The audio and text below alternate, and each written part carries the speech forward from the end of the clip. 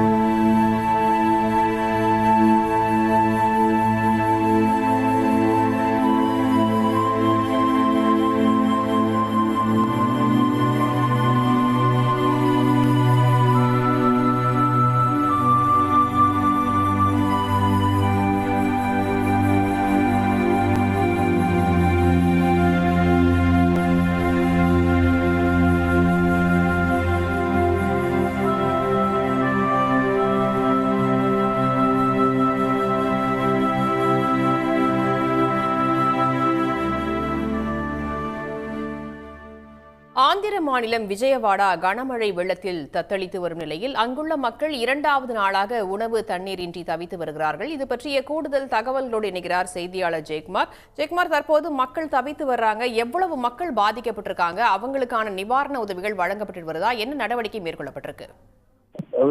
ஆந்திர மாநிலம் என்டிஆர் மாவட்டம் விஜயவாடாவில் உள்ள சுற்றுப்பகுதி முழுவதும் தற்போது ஏரியை போன்ற ஒரு காட்சி அளிக்கக்கூடிய நிலை ஏற்பட்டுள்ளது. இந்த இந்த விஜயவாடா நகரில் மட்டும் நேற்று காலை 8:30 மணி முதல் இன்று காலை 8:30 மணி வரை 38.2 மில்லிமீட்டர் மழை பெய்திருப்பதாகவும், இதனால் நகரில் ஒரு புறம் கிருஷ்ணா நதியில் 11 லட்சம் கன அடி தண்ணீர் வந்து கொண்டிருக்கிற நிலையில் அதை அப்படியே வெளியேற்றப்பட்டு வருகிறது. இதனால் கிருஷ்ணா நதிக்கரை ஓரத்தில் உள்ள பகுதிகளும் கடுமையாக பாதிக்கப்பட்டுள்ளது. இந்த பகுதியில் உள்ள இந்த மழை வெள்ளத்தால் சுற்றுப்பகுதியில் மொத்தம் 2 லட்சம் மக்கள் பாதிக்கப்பட்டிருப்பதாகவும், அவர்களை மீட்க முடியாத நிலையில் யார் யார் வெளியே வருவதற்கு தயாராக இருக்கிறார்களோ அவர்களை மட்டும் படகுகள் மூலமாகவும் ஹெலிகாப்டர் மூலமாகவும் அழைத்து வருவதற்கான பணிகள் நடைபெற்று வருகிறது. இருப்பினும் அவர்கள் உள்ள இடத்திலேயே உணவு மற்றும் மருந்து பொருட்களை வழங்குவதற்காக படகுகள் மற்றும் ஹெலிகாப்டர் மூலம் வழங்கும் பணி நடைபெற்று வந்தாலும் இந்த இரண்டும் செல்ல முடியாத இடங்கள் பல இடங்கள் உள்ளது.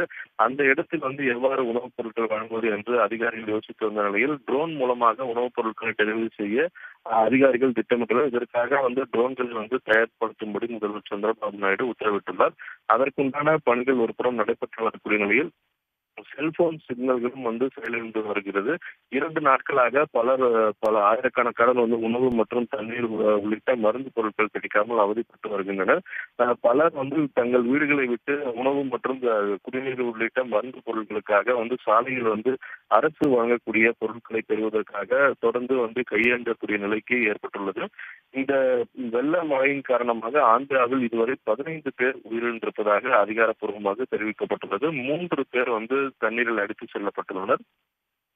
மொத்தம் 140 ரயில்கள் ரத்து செய்யப்பட்டுள்ள நிலையில் 97 ரயில்கள் மாற்றுப்பாதையில் அனுப்பி வைக்கப்பட்டுள்ளது. ஆந்திர மாநிலம் முழுவதும் கிருஷ்ணா, என்டிஆர் மாவட்டம், ஒங்கோல், பல்நாடு உள்ளிட்ட 10 மாவட்டங்களில் 4,48,000 பேர் இந்த வெள்ள நீரில் சிக்கிக் கொண்டிருப்பதாகவும், அவர்களை மீட்பதற்கான பணிகள் தொடர்ந்து நடைபெற்று வருவதாகவும், 166 புனர்வாழ்வு மையங்கள் ஏற்பாடு செய்யப்பட்டு 31,238 பேர் தங்க வைக்கப்பட்டு அவர்களுக்கு தேவையான மருத்துவ உதவிகள் தொடர்ந்து வழங்கும் பணியில் ஈடுபட்டு வருகின்றனர்.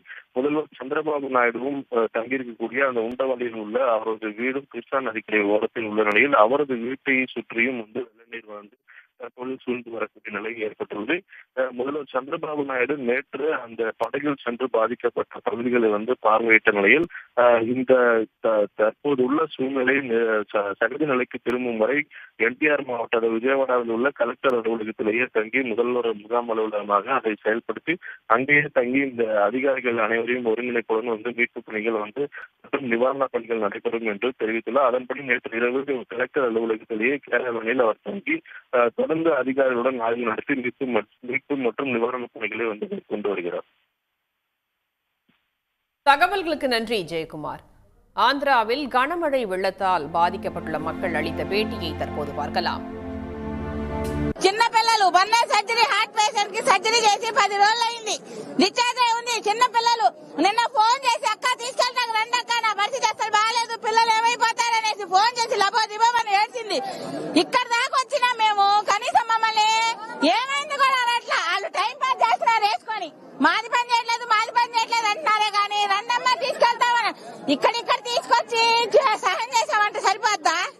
ప్రభుత్వం ఏం చేస్తుందో ఏమో పట్టించుకోవాలి కదండి. శవాలు పట్టించుకుంటారా ఏంటి? పట్టించుకోవాలి కదా. లోపల ఉండే వాళ్ళు ఒక్కళ్ళు పట్టించుకోవట్లేదు. తిన్నారా తినలేదా లేదు. పిల్లలు పోని ఏడుతున్నారు, ఒక్కళ్ళు పట్టించుకునే వాళ్ళు లేరు. ఏం చేస్తుంది ప్రభుత్వం? ఏం చేస్తుంది? వచ్చి గెలిపిమన్నారు, గెలిపించాం. ఏం చేస్తుంది ప్రభుత్వం?